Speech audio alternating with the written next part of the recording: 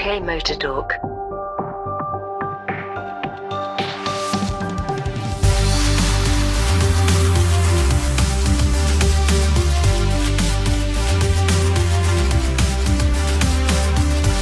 Hello, it's UK Motor Talk. I'm Dave. Hello, I'm Jim. Hello, David. It's Graham. Blimey, what a week. Only seems like last week that we were all chatting. How quickly the weeks go. What have we all been up to? I've been basically commuting and hating every minute of it and despising the driving standards as per always, so no change there. Anyone else been up to anything interesting? Well, I flew up to Scotland last week and picked up a car. A friend I've known for a few years through mini racing picked up his car that I'd sold him a few years ago, so it was time to move it on and trade it in, so it was a good excuse to pop up there and see you. So a quick flight up to Edinburgh, he picked me up, and then we had a good catch-up, takeaway and a few beers, and then I had a nice drive from Hawick on the Scottish borders all the way down to the south coast, so right from the top of the country all the way down. But actually, sort of driving standards and bits and pieces, it was pretty much plain sailing. I didn't really have a cause to tut anyone, blast the horn at anyone. Nobody cut me up on any roundabouts, but I was driving a Ford Ranger Thunder with arch extensions and high-def laser xenon beam headlight things, so a fairly conspicuous vehicle, so I think that possibly helped. So HMRC have just announced they're now treating all double cab pickups as cars for company car tax purposes, so that's there might be a few fewer of those on the road any minute now. That'll hurt a lot of property developers, stroke builders with attitude. Those that drive the largest that they can get a sensible company car tax on. That'll rather change that position, won't it? To the tune of like many hundreds of pounds per month, like 500, 600, 700, 800 quid a month in some cases. But right. HMRC have said there's a bit of grandfathering rights going on with this. So if you've either signed an order, signed a contract, place the order, whatever you've done before July this comes into force, then you're grandfathered in until 2028.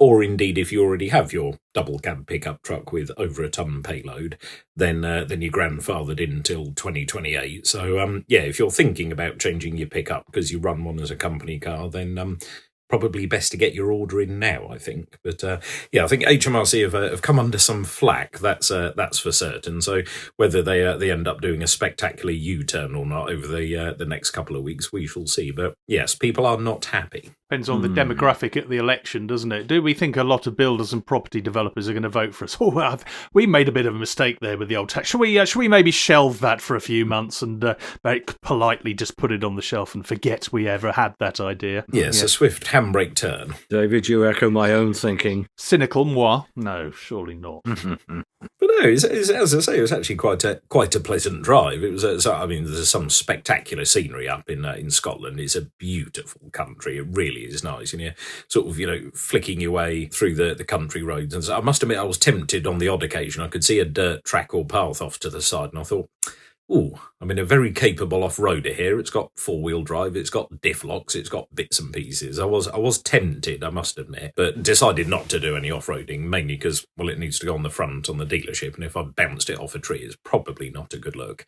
Plus, I realised I had about 7 or 8 hours drive in front of me, so diversions probably weren't the best idea. But no, it was all good. No traffic, no hold-ups, no nothing. I left at midday on a Saturday, so that's quite a pleasant time to leave and be driving around. But left at midday, got home at 8, and I'd had a stop for fuel and a bite to eat and stuff. So not too bad. Good as drives go. It's a pretty long haul, but actually I'm surprised driving around Scotland you saw anything.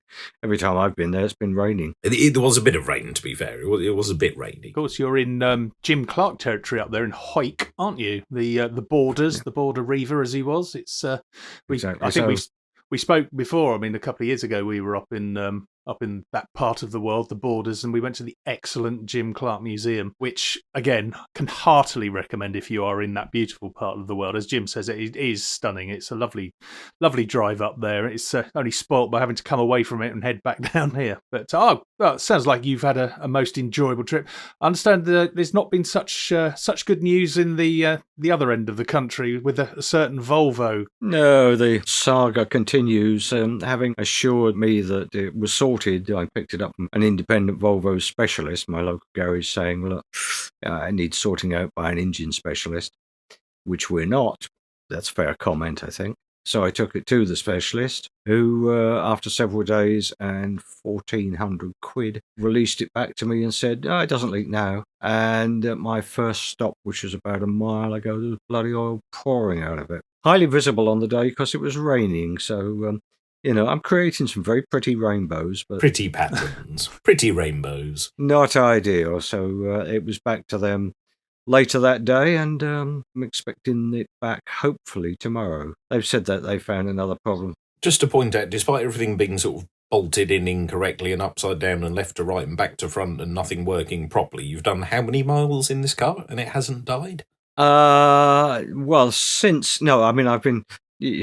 It's a bit like, veteran and vintage cars have total loss oil systems.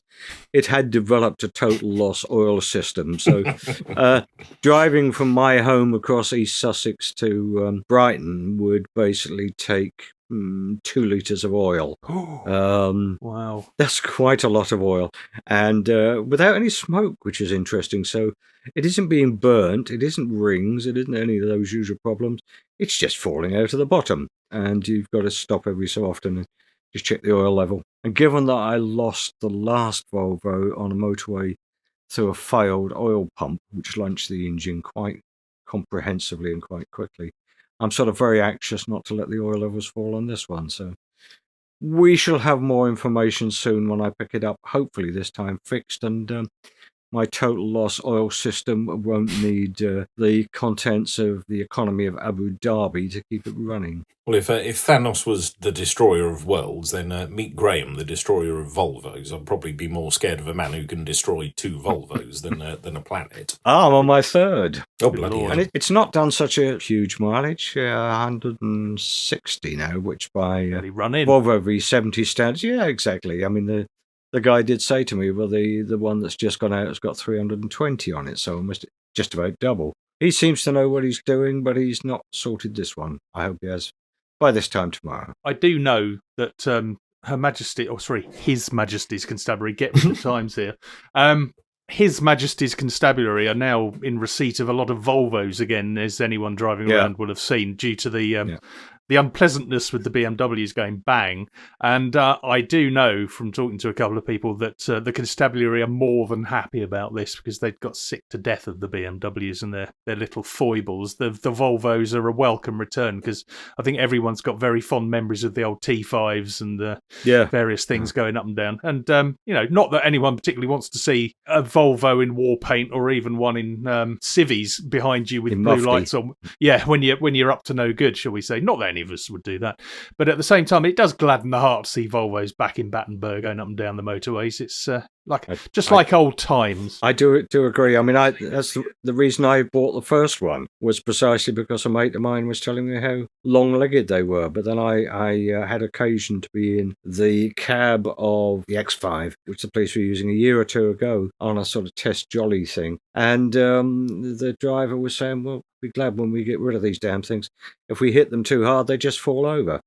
As that was a common view, apparently, amongst police Class 1 drivers, was you can't trust them in a fast bend. They just fall over. But you say everybody's pleased to see the Volvos back on the road. The only hold-up I did have on the way back from Scotland was the motorway did close for a couple of minutes. It was only about 4 minutes, but a couple of marked Volvos appeared with the don't pass lit up in the back. So I was humming the safety car theme tune radio chatter to myself and, talk map 4, safety car, prepare to box.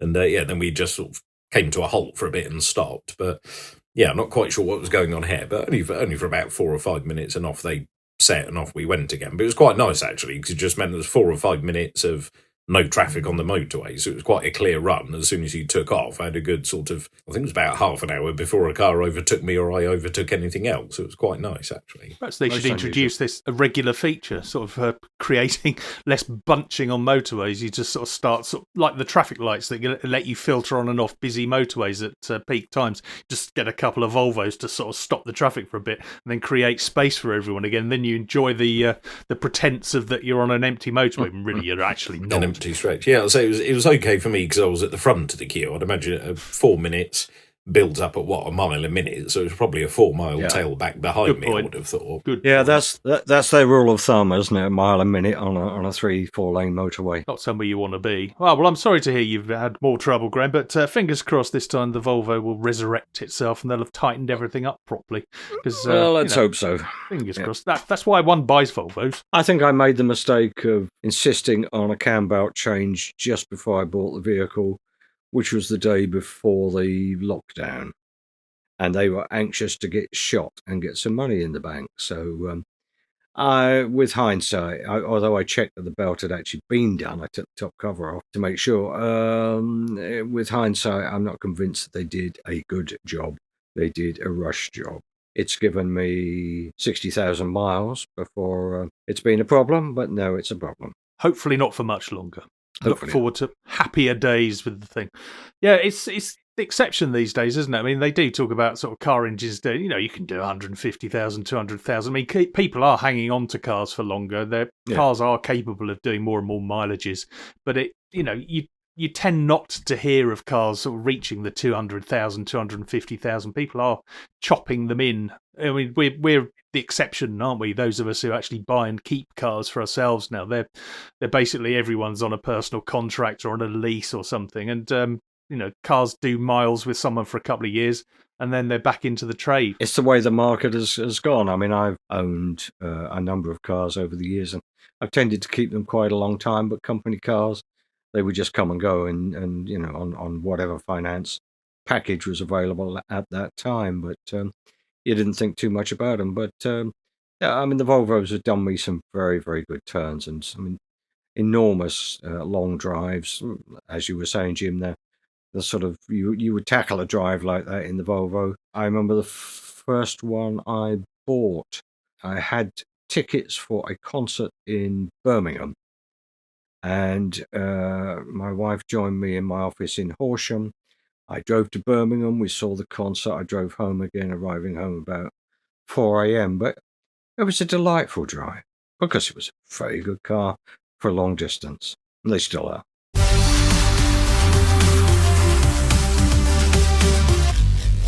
Moving on, I think we've had a bit of F1 chat this year, but I think sort of the minute we hung up on our last podcast, from having not much F1 news, we've had quite a bit of F1 news, haven't we? I mean, we'd sort of debated doing a little special on a certain driver move and sort of lamenting all the drivers are at the same team, so it's all the same as it was last year, and all the liveries that we've all now seen have got slightly more carbon fibre on them than they did before. I mean, I've got a carbon fibre fetish as much as, well, probably more than most people actually, but there we go.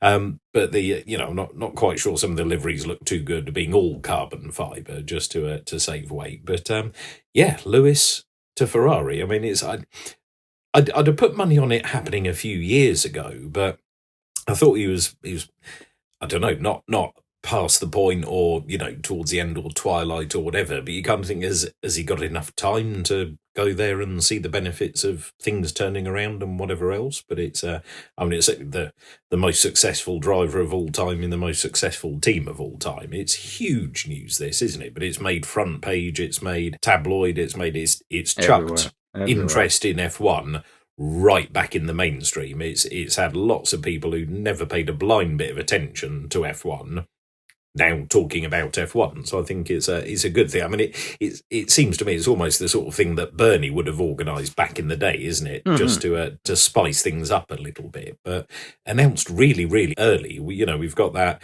I'd imagine it's the bit sort of in between after you've said to your wife that you want to split up and you want to get a divorce and you've signed the papers, but the house sale's going through, but you've still got to both live together because you can't afford to move out and you're shacking up with her sister. It's that kind of level of awkwardness for the rest of the year, isn't it? So no personal experience there, of course. I didn't think Toto had a sister, or we're not aware of one.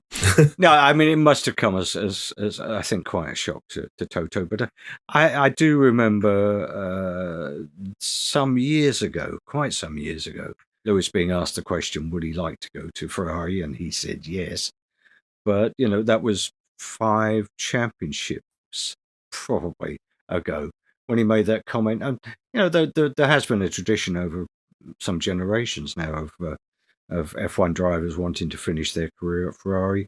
I guess the team with the greatest longevity in the sport. They've been there right from the very beginning. But whether it's the right time for Lewis to go there, and I noticed the question in your voice, Jim, whether it is the right move for Lewis now, but it is. There is going to be a very uncomfortable hiatus as to whether he's really going to work hard to make the Mercedes act and work and drive as it should, or whether he'll give it his full attention, or whether he will be distracted by the frequent fittings for his glamorous new red uniform that he'll start wearing around about November of next year, or this year rather. It's an unsettling time for the team. I think there may be a further repercussion. Don't hold me to this, but I suspect the end of this season could see Toto come out as well, and perhaps take a spell doing something else. I think he may hand over the team. He extended his own contract with the company that he owns running the team that he owns, doesn't he? So I don't think Toto's going anywhere too soon. Maybe not as team principal. Certainly, I'd imagine he'll stay as a stakeholder, but Toto is nothing if not financially savvy, and I think the investment that he's made into the Mercedes team, and then with the franchise value of an F1 team these days, whatever he put into it, it's certainly worth a few pounds more. I mean, a team's gone from Ross Brawn buying Honda Brawn for £1 to what's an F1 team worth these days, $1 billion. I reckon it's $1 billion with the Andretti bid being rejected and the talk of the Concord agreement when that gets redone. I think the anti-dilution fund they're talking about $1 billion, euro, pounds, whatever currency they use as an anti-dilution fund being in the next Concord agreement. So if that gets locked in, then we are stuck at 10 teams. Simple as that. There won't be any more, because you'd rather pay $1 billion for a fully functioning F1 team than $1 billion just to open the door, wouldn't you? Yeah, I think it's a great pity, I think, that Andretti hasn't come in. And as I understand, GM are seeking a meeting with the FIA, Formula One management, and so on, and John Cobley and all, to reopen negotiations. I don't think they are going to be reopened. I think that the door has been very firmly slammed in their face. But whether it's a good thing or not, I don't think it is. I think it would have been good to see the grid expand, if for no other reason than it does open up the sort of driver opportunities a little bit. Inevitably, Andretti would have come in with at least one, probably two American drivers. That was, I'm sure, going to be part of their game plan and part of their business plan. But I just think it would have been good to see it extended to 2 more cars on the grid. I mean, it's not so very long ago that they were talking about some of the existing teams having a 3rd car. That idea was kicked into the long grass, but several team bosses at the front of the grid were championing the idea. It's a bit of a shame, really, that we haven't got another name, a well-known name. Think of the cachet that the name Andretti carries. Maybe not with Michael quite so much, because his outing with McLaren wasn't quite so illustrious as any of them had hoped, shall we say? But I think Formula One is in danger of losing some of its. I mean, I'm speaking as an outsider here now, because I used to be a massive fan of Formula One. And it's passed me by a little bit. I've sort of ducked out, as you'll know. But I think Formula One is possibly in danger of losing some of its roots and its heritage, which is why it's great to see Ferrari being to the fore again, and people still wanting to go there to perhaps finish their career or to turn around Ferrari's fortunes, depending on the strength of their ego or their self-belief or whatever. But having somebody like a name like Andretti in Formula One, where obviously the name Mario Andretti carries a huge amount of weight, even for people who've never even watched a Formula One race, they'll know the name Mario Andretti. Andretti's Andretti, get them back into the sport. Could that bring in, that would certainly increase whatever viewing share there is in the States. And I think perhaps, the Formula One management are being a little bit short-sighted, perhaps. But, perhaps it's purely financial and that's all they care about. Is it about the name Andretti or perhaps the name Mario? Perhaps some people will assume it was Super Mario that was going into F1. I could see that. That would be vastly entertaining. Yeah, I just think it's a shame. I think it's very short-sighted not to let Andretti in. I mean, some of the reasons why Formula One or Formula One management or Liberty Media, however you want to call them, said no. So the FIA had said yes, this is fine, but of course it's not really anything to do with the FIA. It's Formula One that's in charge of this. They said, it's tricky to build two cars, one for this year, one for next year. And it's like, well, yes, but that's what they all have to do. And it's, they need to be competitive straight away. And it's like, well, that's never been a requirement before. It takes a little while, and who's to say they won't be? And F1 would add more value to Andretti than the other way round. I'm not sure I agree with that, because it's... No. Domenicali has said he wants to see more races, fewer teams, whereas I want it the other way round. I want fewer races, more teams, because I think, 20, what are we in for this year? 24 races, and I mean, it starts early. Testing starts next week, next Wednesday. It's a little over a week away, yeah. Or maybe it starts tomorrow, or maybe it started last week, depending on when you're catching up on this, of course. But for us here, as we're speaking, it's next week, so that's it's cold, it's wet, it's dark, the clocks haven't changed, it's miserable weather, etc. And it's hang on, this goes all the way pretty much until not long till Christmas. So it's a long old year. It's a lot to squeeze in.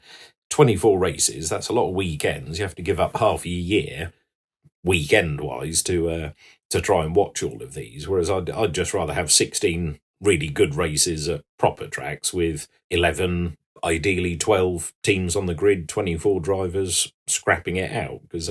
But I mean, let's face it, looking at all the cars we've had revealed so far, and there's the usual air of mystery and subterfuge and whatever else. We've had the Red Bull looking more like a Mercedes from the last couple of years, with big old hunch shoulders and bits and pieces, and then every other car kind of looks like a Red Bull. But I think apart from Williams, we haven't seen the Williams or the McLaren properly yet, have we? It's just we've had the livery, but then it's, again, you watch a reveal and it's all computer generated, and we have, is it push rod or pull rod? And then there's the odd CGI image where it seems to have both. So I can't always take the actual launches with a pinch of salt until testing starts properly. Yeah. But the Mercedes looks interesting, but the Red Bull is Adrian Newey just taking the mick now, or is it? Or I don't know. With Lewis going to Ferrari, and Fred Vasseur is obviously quite a persuasive and an affable individual.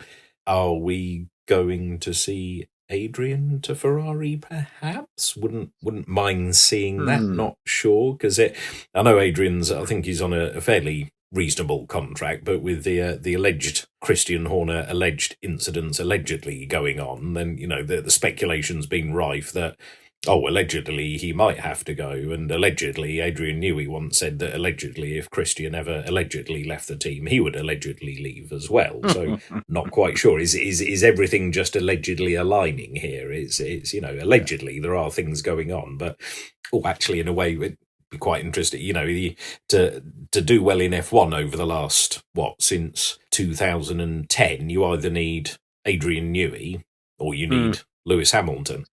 One of the two. Mercedes stole a march with their engines and bits and pieces, but I think Lewis made a difference in there without a shadow of a doubt. So it's back in the 90s, you needed, or the early 2000s, you needed Adrian Newey or Michael Schumacher, one of the two. Whereas now, actually, is there an opportunity to have both? And actually, I think that would be quite spectacular, and that would be is it a nice final swan song for Adrian? I mean, I think part of the reason that Lewis went to Ferrari, or is going to Ferrari, or may well actually go to Ferrari mid-season, who knows, was what they offered him afterwards, and what they offered him in terms of his causes and things, that ambassador deal. And again, let's face it, if you had to be an ambassador for the rest of your life for Mercedes or Ferrari, I mean, I think when we did the company cars episode on what F1 drivers drive, there's not really a bad company car in the Ferrari range, is there? Let's be honest. Whereas Mercedes, you could be stuck with an A-class. So it's, it's not a hard choice, is it? I saw a very interesting interview with Adrian Newey, and he was saying he's actually working on the Red Bull hypercar at the moment, which is due, I think, late 25, early 26. And he was saying how much he was enjoying being free of the FIA regulations and F1 regulations, because He's saying all the things that they've prevented him doing over the last 2 or 3 seasons, probably 4 seasons, will appear on the hypercar.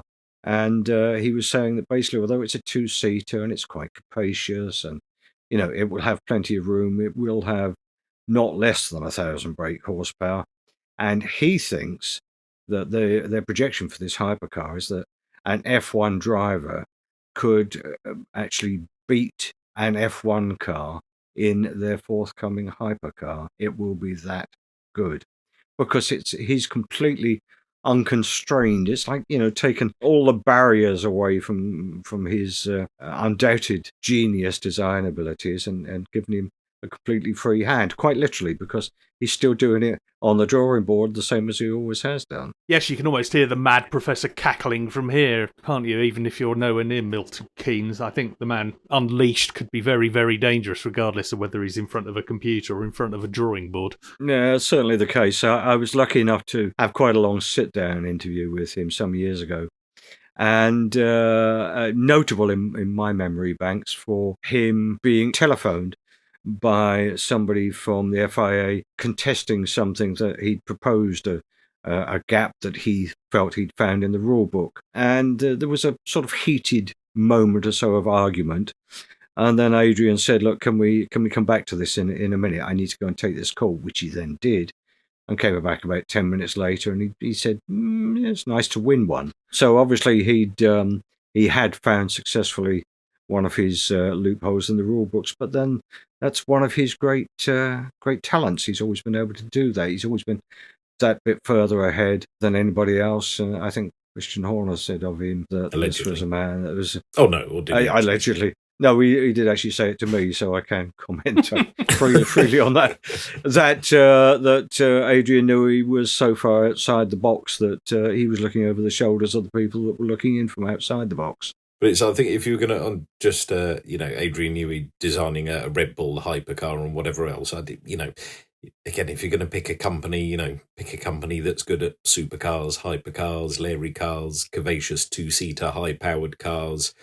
Yeah, the view out of your design office window. Do you want sort of Milton Keynes and roundabouts? No offence to Milton Keynes, it's there's some lovely roundabouts there. But would you want that, or would you want the hills of Modena? It's I don't know. Exactly. I think so.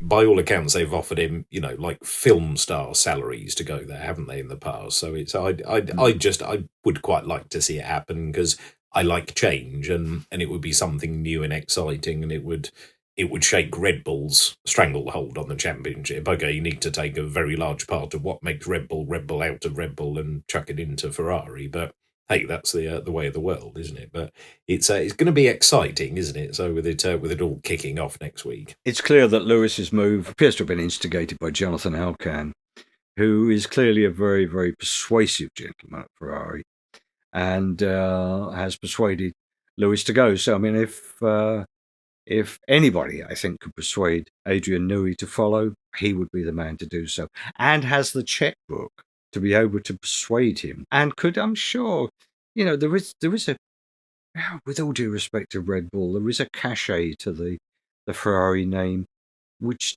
doesn't quite fit Red Bull in quite the same way. Yes, they make some very good Formula One cars, and 6 World Championships attest to that. And they make some fizzy drinks which sell globally, but it ain't Ferrari and it ain't Italy. And they weren't there at the beginning, and there is a certain cachet to finishing your career there, which, has intrigued a number of F1 drivers in the past.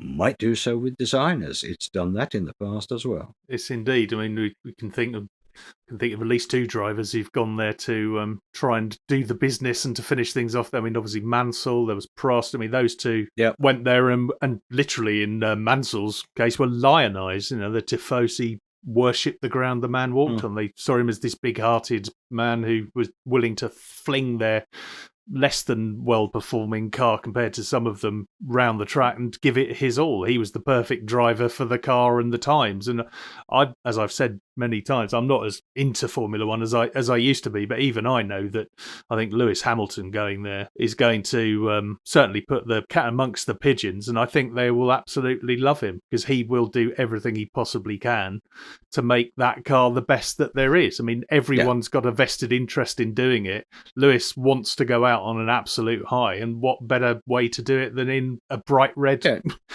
car from Modena? The Tifosi love a real racer, a battler. And as Sterling said, there aren't many that are real racers in that way, and certainly he regarded Lewis as one of those.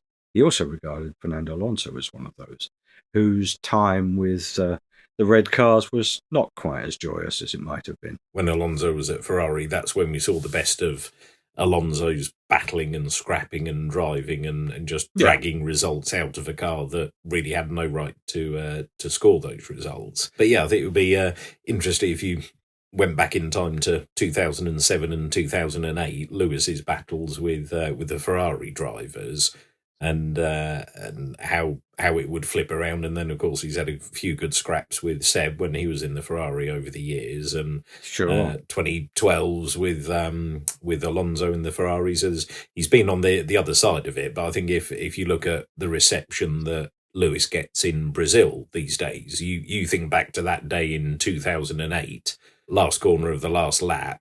Yes. And what happened there and how that happened, but he's now got the keys to the city and he's an honorary Brazilian, and how the Brazilian people have just embraced him now. It almost seems like he's more Brazilian than Felipe Massa is, but that's another story altogether. But yeah, I think they'll from Lewis having been trying to do his best to kick the Ferraris out of the park for all of his career. I think he'll get a good reception in Italy next year. I'm absolutely certain. He'll probably get a very good reception in Italy this year, I would think, because he's announced it that early. As I say, if indeed he's not in the red car already, I could see a mid-season swap. Why not? I mean, it's a shame for Carlos, because I think he's a very capable, very quick, very accomplished Grand Prix driver. I mean, the only man to beat Red Bull in a Grand Prix last year, so he certainly did very well, but I don't know if you're going to get kicked out and lose your seat to anyone. Is it the, in inverted commas, greatest of all time? Statistically, certainly is. The actual greatest is of course a matter of opinion and debate. But it'll, we could maybe see a few early shuffles if there's the odd falling out. Maybe somebody will rotate around. So again, it'll be interesting to see. Just touching on what you just said there, Jim. Yes, we could have a long and splendid argument about the greatest drivers of all time. It's Jim Clark. Almost all of those greatest drivers have driven for Ferrari at some point in their careers. Jimmy didn't, but then he may have done had he had a longer career. Unfortunately, 68 took him out, and that was it. Just listening to you say that, Graham, it was sort of forming in my mind as you were both talking there that the one driver that we never saw in a Ferrari in more modern years, and who was always slated to possibly again do the career finale, was Ayrton Senna. Obviously, we're 30 years without him this year, which is again, and its own right, is a terrifying thought. But it does have the other thought. Well, you're old. It was a terrifying thought to think. I had to sort of totting up in my head and go, 94. Oh, God, bloody hell, yes, 30 years. But we were denied the prospect. I mean, that's one that would have been fascinating to say. I mean, what he would have done with a Ferrari would, who knows? I mean, obviously we will never know, but I think he would have. I mean, Ferrari at the time were obviously not the team, were they? They were going through the doldrums pretty much. They weren't doing as well as they might have done. But could he have been the catalyst? I think they would have built the team around him and just basically given him everything he absolutely needed to turn the team around. But again, it's one of those unanswered questions we'll never know. A great shame, but the one unanswerable. F1 is nothing if not cyclical, but you look at the how Ferrari were doing in the 90. When was Prost there? Late 80s and early 90s. So if you transpose that across to 2012, so the late noughties, early 10s, you have a great world champion there in Alonso, and then mid-90s, another one comes along, but it's a bit of turmoil and they shuffle everything up and change it. It's a slightly different timescale, but the order of things is pretty much the same, isn't it? And then your superstar, your multiple world champion in the form of Michael Schumacher arrives. So as it happens, Michael left there with 7 world championships and Lewis arrives with 7, but there's a few parallels to be drawn there, and a team boss, you stick a Frenchman in, and Fred Vasseur is he French? Is he Swiss? Certainly sounds French anyway. So there's a few similarities going on here, aren't there? So it's everything is like, if all else fails, insanity is doing the same thing and expecting different results, isn't it? Well, what did we do last time that worked? Well, we did X, Y, and Z. We'll just do that again, and they seem to be heading down that path, so we shall see. I think one of the regrets that I have of somebody that never got into a Ferrari really, or a Formula One Ferrari anyway, was Sterling, because he had that famed early falling out with Enzo, and said, "I'll never drive for the man again." Having driven to Italy to jump into a car for a non-championship race as a trial for Enzo. When he got there, the car had been given to somebody else, personally by Enzo. So Sterling said, "I'm never going to drive for the man again," and he never did. Having said that, he did an awful lot of good in Ferrari sports cars, but they were privateer-entered. As ever, politics and motor racing are inseparable. It seems gone back years and years. I've just looked him up. Frédéric Vasseur is French. He is not Swiss. He is French. So there we are. That's it. That was a blueprint for last time, wasn't it? Sort of get a 4-time world champion in. That didn't work. Okay, off he's gone. Put a Frenchman in charge. Get a 7-time world champion in. Crack on. That's we are seeing a bit of repeating, aren't we? Yeah, a certain Mr. Tote did an awful lot of good in reorganising the way the team went about its business. Right, but as we said, it all kicks off next week with testing. So should be an interesting season. Even if I've ultimately got a feeling that Verstappen's going to be champion again this year, but hey, at least we've got next year to look forward to. So it keeps the interest ticking along, doesn't it? And of course, allegedly, the Christian Horner thing to allegedly resolve itself. So again, if nothing else, that spices it up a little bit, doesn't it? So, Spice Girls. And so far, allegedly. we haven't actually seen that much of the cars until they start testing. You don't really get to see certainly the way they will start the season. As you say, there's a lot of CGI and a lot of rather cute images being taken in shade and light and so on and so on, which has not really given us a great insight into what each of the individual cars will look like. And some look a bit different and some look a bit the same. And certainly from what I can see of the Mercedes, they've sort of reverted a little bit to the sort of side-pod issue they went through, but in the hopes that they've solved the porpoising problem.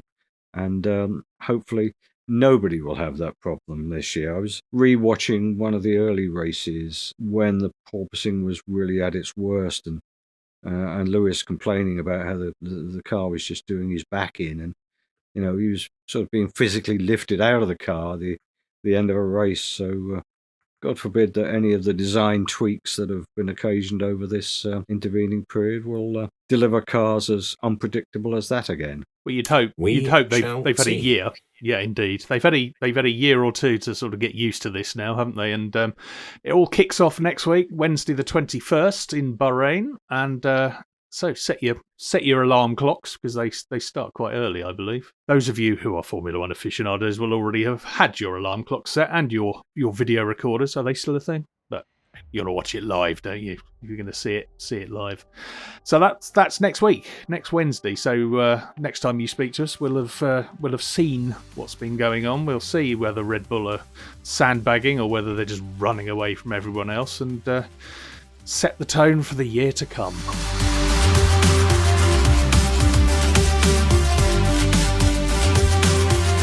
Just before we wrap up then, in other news, I got an email this week off Southern Water saying, by the way, we've got to put your bills up just because well, everything else is going up, so we might as well. And but also we're still water stressed, so be careful how much water you use. So I think that can only mean we've got some floods on the way, I would have thought. But watch this space. Yes, and the old adage, don't drive into any puddles you don't know what's at the bottom of, because there's a very good chance you could be going in nose first to a chasm. Yes, but inevitably there will be a hosepipe ban next week, so oh, it's the country we live in, isn't it? What's to be said? There's nothing that can be said anymore. I've given up trying. Well, it's been lovely to catch up, but we should probably park this one in the pits for this week. So I will say thank you very much for listening. I've been Jim. Good night and goodbye for now. Thank you very much. I am Graham, I think, just about, still, possibly. And hopefully see you soon. Allegedly. And the last time I looked, I was Dave, but I do need to check with the lawyers. I have just heard from them that was just about enough, allegedly, so we should be all right on that score. Take care. Mind all the puddles. We'll see you next time. All the best. Bye-bye now. Bye for now. Bye-bye now. Bye-bye. UKMotorTalk, a First Take Media production.